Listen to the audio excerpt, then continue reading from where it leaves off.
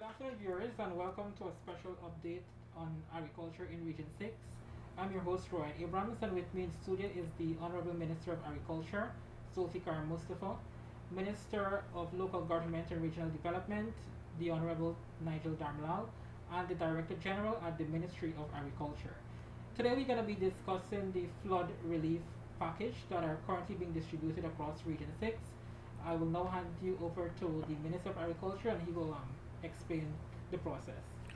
Thanks, Abrams, and first of all, let me say a very good afternoon to all the viewers out there. We are happy that you have us on your program to deal with this issue. And citizens would have recalled that the country had experienced one of the worst disasters in the April-May time, when we witnessed unprecedented high level of rainfall, and the area in the entire country were underwater in all the 10 regions, and this was the most devastating flood ever in the history of our country. And because of that, a number of agencies and sectors were called into operation to bring relief measure to the populace, especially the government agency. And I want to state here for Borbishan, for the records, that the team was ably led by His Excellency the President. For the first time in our country's history, after we would have seen the leadership of former President Dr. Barjagdi in 2005. Again, we are seeing another president leading by example, visiting a number of communities across almost all the regions. He had led our team and led it well in terms of bringing relief to the citizens of our country. And I want to say when we were underwater, the immediate task of the government at that time were focused on a few things, just to bring relief in terms of ensuring that people had food to eat, pure water supply, and we put measures in place to alleviate the problem, to reduce the flood, and also to get proper medical facilities or medical services. I think that was one of the most important tasks at that time. I think we have achieved that. When you look at the achievement and when you look at the delivery at that time, I think we did well.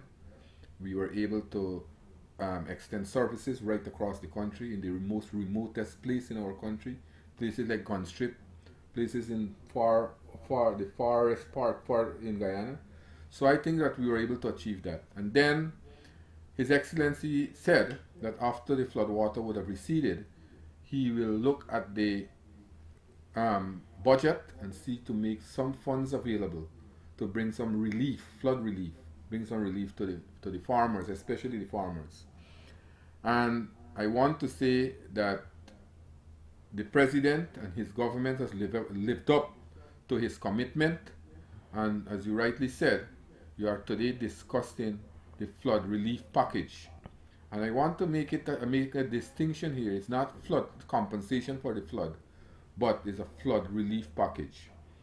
And we, from the Ministry of Agriculture, working together with other agencies, especially the Ministry of Local Government and Regional Development through the RDCs and the NDCs, our extension officers were able to visit a number of communities, a number of households, to do the first assessment of losses that people suffer, both in the crop sector and in the livestock sector. And when they finished the first assessment, then we had a number of other verifications that were done. A number of other checks were made to ensure that we have the process scrutinized in a very strict way. So we were able to accomplish most of those objectives that we set ourselves in terms of doing the assessment and doing the scrutiny.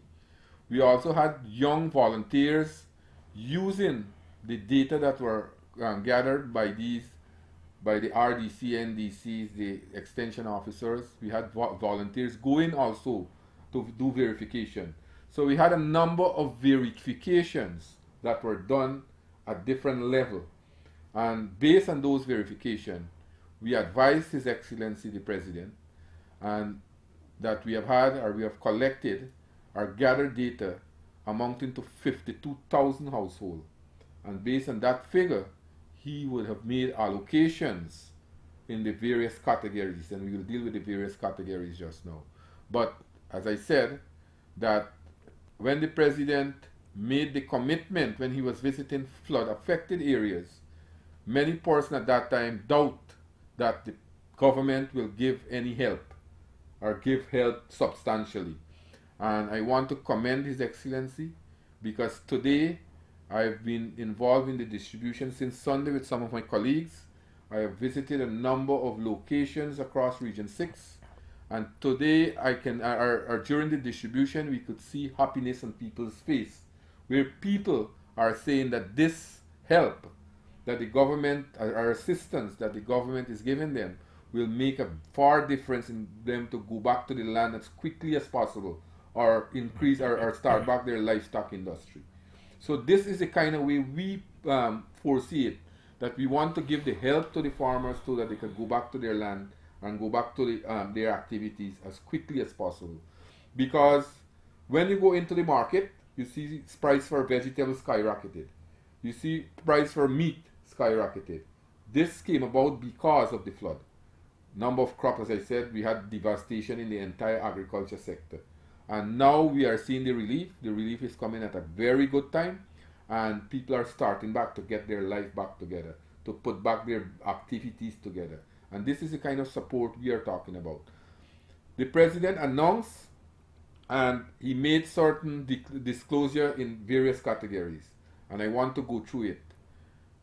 Why I want to go through it, because my colleagues and myself, we have we experienced, or we heard from people that people are going about abusing the process too. Abusing the process, and we will talk about it. That is why His Excellency the President and the Vice President sent us up this today again to meet with those residents who would have had issues last Sunday, who turned up at the school to collect their checks and their checks were not there. When they checked the first list, their names were on the first list. When they go back to collect their check, their names were not on that list, and the list that had checks, the checklist. So all these issues we came up today, and I think we had very good meetings. I think those meetings were highly successful to clear misconceptions that were existing in the in Region 6. I thought that after Sunday, when we had the distribution, many persons who did not register came out because they felt that every household should have received, or every household are entitled to receive $50,000, which is not the case. The case is that this relief is given to people who suffer losses, and the categories are for livestock, or if I can say for kitchen garden and household equipment. The government said they will help people who suffer those losses. They will give them $50,000. For the people who doing commercial farm, cash crop farm for a livelihood, we said we will give $100,000 help in that category. In the livestock sector, we had 4 categories: subsistence farmers, we have the small farmers, the medium-sized farmers, and the large-scale farmers. In those 4 categories, they were assessed. And then we had the rice category. In the rice sector, those persons who cultivated crop last crop, the autumn crop, rice, and lost, didn't reap their crop, we said we will give them $80,000 in that category. Those persons who after or during the flood, just before the flood, who would have sown and the seed didn't germinate, we said we'll give them $65,000. And those persons who had prepared the land but didn't sow or do anything, but they prepared the land and the flood came and they had to abandon planting, we said we will give $45,000. In Region 6 from Sunday, last Sunday, I think we have shared out close to $1 billion. What we have done today, we have had a number of meetings. There were a number of checks that were written up and some names were spelled wrong. Those checks are being finalized to send back to the Ministry of Finance for the corrections to be done. And also, there are a number of persons whose checks were not printed.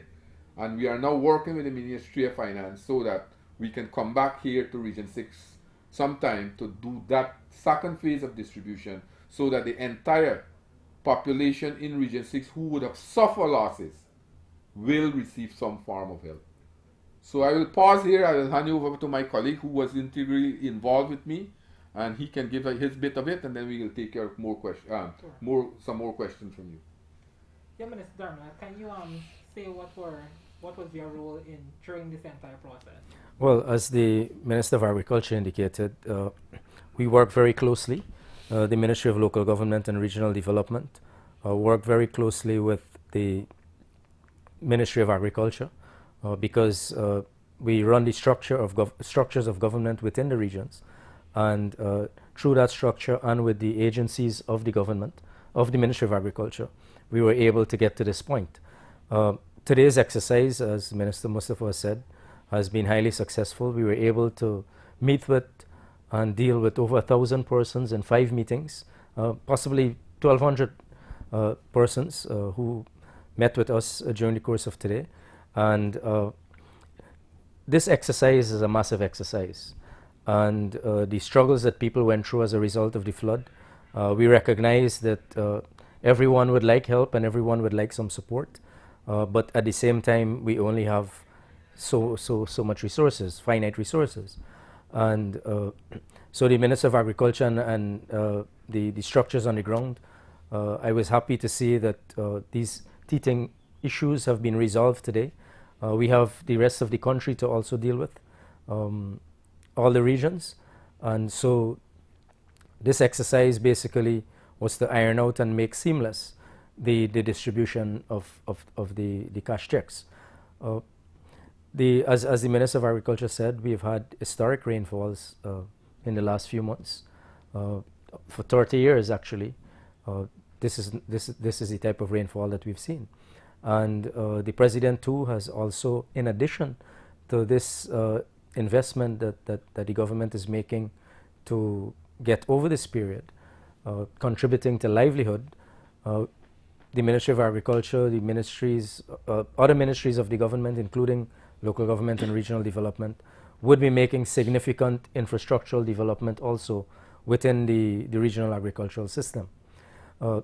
Livelihoods have been affected, and what the President, the Vice President, the Minister of Agriculture, and the rest of the government, what we've done is to give people an impetus to get back into production, but also to give them a sense of well-being, that the government cares about their issues, and we will work with them day in, day out to make sure that they're able to overcome all of these issues.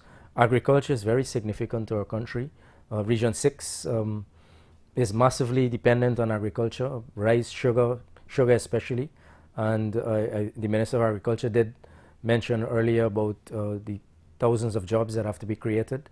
We are happy for all of this because more people are going to be employed. This is a commitment our government made to have more people employed. As a matter of fact, we're looking to have over 50,000 persons employed during this first 5-year period of Dr. Ali's government.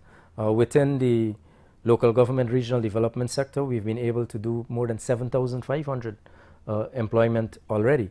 So all of this, when you couple it with the subsistence support that is being provided, the cash grant that was given late last year, the support to school children, the $19,000, it is quite a few $1 billion that came into the local economy. And in Region 6's case, quite a few billion too. I think it probably will touch nearly $4 billion in cash support that came to this region. And it is to give an impetus to people so that they're able to overcome all of these shocks that they're currently facing. We also have the issue of COVID, where a lot of persons were unable to work and they were unable to be as productive as they ought to have been during a normal situation. And so with that double jeopardy, the floods, COVID, I think the President recognized the need for people to have an income, and this cash payment was also part of that process to get people back into productive life.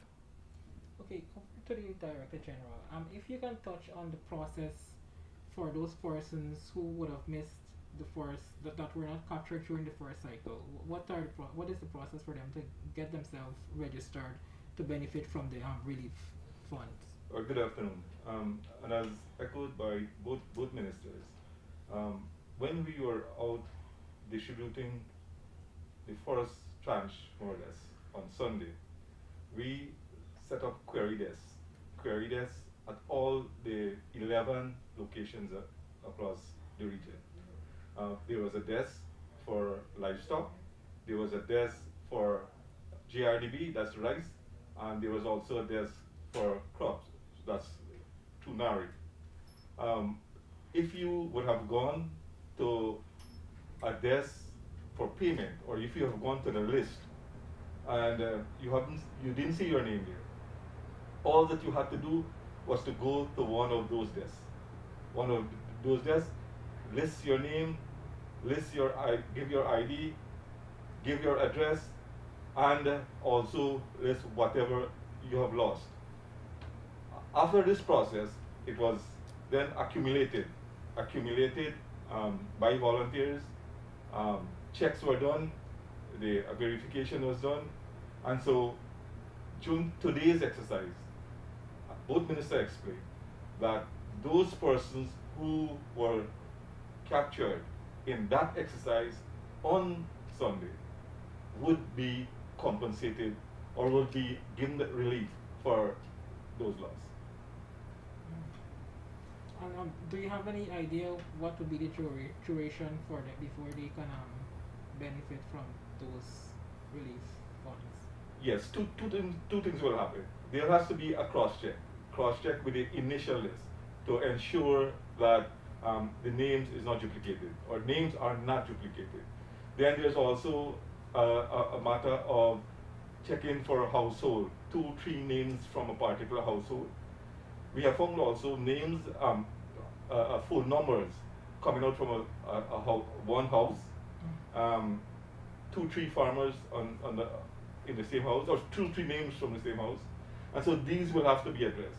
So it will take some time, and in addition to the cross-check, cross-matching to ensure the transparency and clearance of the list, we need to take into consideration that there are other regions that are depending on us to go there, because we want to drive agriculture as a whole, not only in Region 6, but all across the other regions.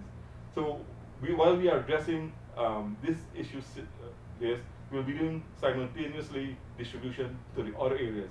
So let's say in 2 weeks' time, 2 to 3 weeks' time, we should be back and clear these issues.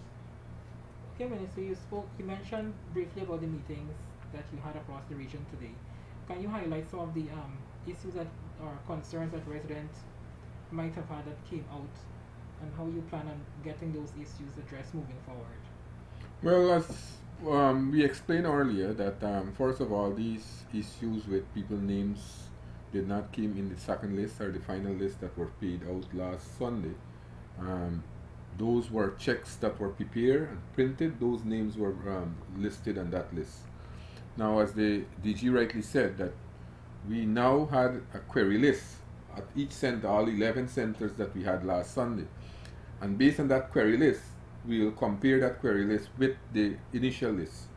As long as the names, we can cross-check and find those names on both lists, then those persons will be given flood relief. There are a number of persons already who have showed up today, almost 90% of those persons who would have attended today's meeting.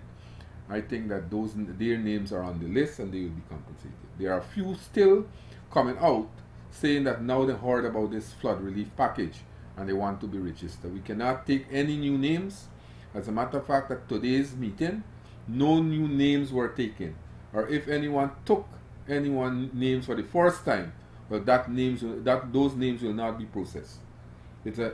Remember, I said initially, before the president made his allocation, there had to be a figure he used to make that allocation. I said 52,000 households, that figure was used, and based on that figure, the president would have made that allocation, and we can't change it anymore. If you put more names, add more names to that, then the figure that the president announced will have to increase. And we have other stuff in the package too, not only flood relief for farmers in terms of cash, but we have provision to purchase material like seed paddy, which will help some farmers. We have money to invest in the livestock sector to purchase some genetic and which will help livestock farmers. We will also help from NARI level to give planting material back to the cash crop farmers. So it's a comprehensive package. But we will not extend these help to people who already collect or who would have already collect their cash grant. These help will be given to farmers who are in really need and who didn't receive any cash grant from the government. So we're working with a comprehensive package to ensure that farmers farmers will be going back to the land as quickly as possible. That is our aim. And as you rightly said, that not only Region 6, we have started the process in Region 6, but we will roll out in the other regions shortly. That those announcements will be made. The mistakes that were made in Region 6, we will correct those mistakes, as I said, so that we will not encounter those difficulties in other parts of the country. I want this process to run smooth, because it's a process where we're helping farmers, where we're helping people to go back to their activities, economic activities. And if we are helping people, then at the end of the process, people should be happy rather than to be complaining and be annoyed with the process. But there are some people within it who are causing the confusion, and we'll be dealing with those persons. As I said, I have received complaints where 2 or 3 families in one house received checks. We are investigating it, and we'll be dealing with those issues. Right? The thing is that you can only receive help from one agency, either cash crop, rice, or livestock. So if you lost all 3, if it's a farmer farming in all 3 categories, the higher one we will give you. If rice is higher, we give you that, or what you call it, livestock. So, and a household should only receive help once, one person in that household, right? So when you go into these communities, you hear all kinds of reasoning that, look, the man is planting separately from his wife, the son is planting separately from his father, you know, those things. People are trying to smart the system so that they can get as much as possible. But they don't realize when they try to smart the system, they are denying somebody else from getting help. And the president is very, very passionate. The vice president is very, very passionate in ensure they want to see that this help trickle down to every sector or everyone who have been affected by the flood. We can't give only part of it, or part of the large farmers, and leave the poor farmers out. That is why the entire cabinet, I have my colleagues them who are helping out in the situation, and the agencies who are helping out to see that the help reach to everyone who were affected by the flood. Outside of the flood relief funds, I know government is looking at putting a number of measures in place to prevent these type of flooding in the future. Can you highlight some of the areas in which the ministry will be working to prevent any sort of major flooding across the region? Well, as Minister Nigel would have said, that the RDC and the Ministry of Agriculture, as you will be putting measures in place. Large project we will be doing. The President already announced 3 mega projects in terms of the 3 Hope-sized canal for Region 3, 5, and 6. I think that will do us tremendously good in Region 6 in terms of draining places like Blackbush Polder, draining Cook Creek Savannah, draining the areas near to 5274 and the frontlands from Wim to number 51, and so those areas. Also, what we'll be doing, we'll be opening up hundreds of acres of new lands. We'll be constructing farm-to-market roads in various parts of the region. At least 2 have already been earmarked. Contract will be out shortly for the one at number 58. That one will open up hundreds of acres of land going to the Kanji Creek. And then we are looking at development of the number 52 also. So generally in Region 6 here, we will be having a lot of development in large projects. What we'll be doing also will enhance the region's capability in giving them more machinery so that they can have more equipment to do emergency work. As I said, we cannot stop the flooding, but we can mitigate flooding in the future. And if we can put all these systems in place, and central government will be playing a very, very critical role. We have already earmarked, as a matter of fact, I already supplied to the President a number of equipments that are needed in the country so that we can do projects within ourselves. And also in Region 6 here alone this year, we'll have 2 new pumping stations. 2 new pumping stations will be built. The contract, the tender is out. I'm hoping that by this week it could be awarded, and Cabinet will give its no objection, and we can have that contract signed shortly. And across the country, we have pumps in St. Andrews in Essequibo. We have pumps at Cottage in Region 5. All those areas, we will be putting new pumping station. So all these things will help enhance the drainage system in the country, because you know for a fact late last year we would have put in 12 brand new pumps from the Indian line of credit that we have had. One here is in Region 6 right at Rosal too, as a matter of fact. I think that the system there is so efficient now that whenever rainfall, the water drain out in a very short time. So we are seeing all this development, and this will enhance our country's position in terms of moving up the bracket, because we can't continue to when we have experienced heavy downpour, flooded out all the time. That is why from the Ministry of Agriculture perspective, we are advising farmers, we are helping them with the extension services to do agriculture in a smarter way, in a better way. We can't continue to do agriculture in the same old way and expect to get different results. So we are working with them to develop agriculture and do it in a smarter way. That is why in last year's emergency budget and this year's budget that has passed, we have close to about 150 shade houses that will be built across the country, where we will help farmers to have their own shade houses so that they can mitigate climate change that we are talking about. Mr. Darmla, I know that the NDCs also play a major role in assisting with drainage and irrigation and stuff. Can you say what your ministry is doing to ensure that those NDCs are equipped with the relevant resources so that they can assist with whatever drainage they can assist within the communities? Yeah, well, as the Minister of Agriculture said, that it is a comprehensive exercise that is currently being pursued. The exercise would be both tangible and non-tangible, where physical things are actually going to be constructed, the massive canals and the pumping stations, and the non-tangible things like what the Minister of Agriculture is leading at this point in time, and including the distribution of cash grants to affected farmers. Within the local democratic organs, and when I say local democratic organs, I mean the RDC, the NDC, and the municipality. In this region, we have 3 municipalities. Those are the 3 towns as well. We've employed quite a few hundred enhancement workers who are expected to provide some level of maintenance of the community infrastructure. We have also provided a lot of support to NDCs and the 3 municipalities to set aside resources to deal with small drains and small cokers and sluices. At the regional level, we have also intensified our support to drainage and irrigation maintenance or management, where more resources have been geared towards high-level structures.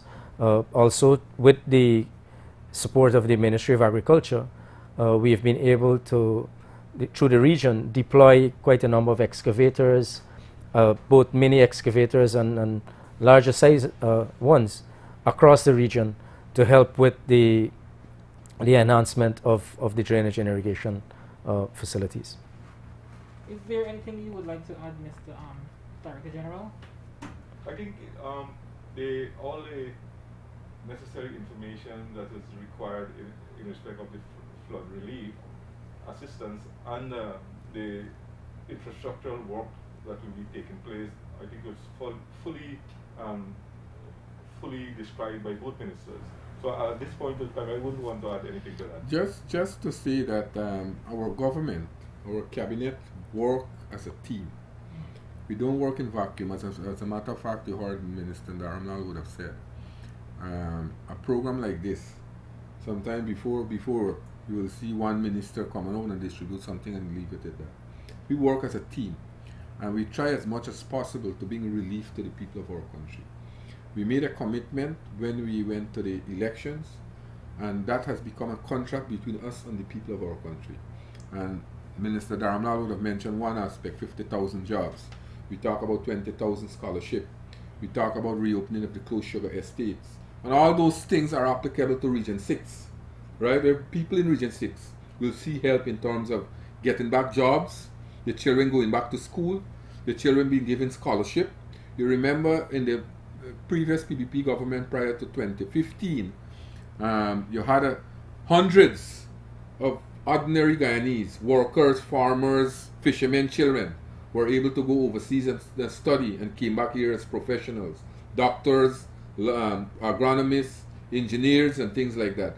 So our government, the PPP civic government, we have a history of bringing relief and developing the working people of our country, ensuring that they get the same opportunities that exist, and we build a level playing field. And again, we are seeing where hundreds or if not thousands of scholarships will be given out this year to young ordinary Guyanese who will be pursuing their degrees, diploma and masters at various recognized reputable universities across the country, our world. Places like North America, Asia, India, University of the West Indies. So you could see that not only in agriculture, or not only in local government, as the minister rightly said, but all around, because we want all the sector in the country to develop. We want our country economy to be resilient, so that the agriculture sector, when it makes its contribution, we can have contribution coming from the mining sector, the construction sector, the oil and gas sector. So we as a government will not depend on one sector. If one sector fails, then the other sector will come in there to help prop up the economy. And we are working like that. And I think that we are being pushed, with the members of cabinet are being pushed by the president himself. He is leading from the front, going out, doing his visits, and other ministers, the members of cabinet, are going out almost every single day. Every single day we have members of cabinet. We are speaking in Region 6 here. Our colleagues are in different parts of the country, meeting people, listening to their problem, and bringing relief to them. Okay, last question. You mind giving an update on the, I know you extended the Guyana School of Agriculture to Region 6. Can you give an update on what's happening with that? So what we are presently finalizing an arrangement with the University of Guyana, so that we can bring that faculty to the John's campus. I am hoping that arrangement will make that arrangement shortly, and we can have students from Borbis take up courses there. That is very important. Before you close, I want to say that last week we see the visit of the president of Suriname and his team to Guyana. I think both regions 5 and 6 and the entire country, we have had some very, very good decisions that were taken, especially for the people in Region 6, the fisher folks in number 66, where we agree that the fisher folks there will be licensed directly now from Suriname. We are now finishing the paperwork to submit to my colleague over there, and also we have signed an agreement where our fresh agriculture produce now can be exported to Suriname, and also we can use Suriname as a base to export our produce to Europe. Likewise, Suriname can use Guyana to export their produce to North America. So there's more collaboration and cooperation, and I think that augurs well for us. We from Guyana is now driving the agri-food system. Our president is the lead on agriculture in CARICOM. We are chairing the ministerial task force on the agri-food agenda.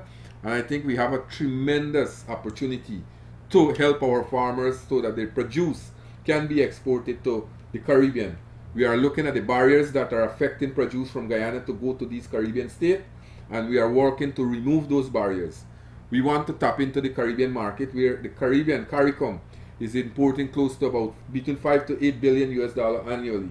And our farmers then can tap into that market. That is why in this year's budget, we will be building, and we have started already, we will be building this year alone 9 agro-processing facilities across the country. Right here in Region 6, we have a public-private partnership at Blackbush Polder. We have already signed the MOU, where private investors will be coming there, and we will work with him to set up a processing plan for farmers there in Blackbush Polder.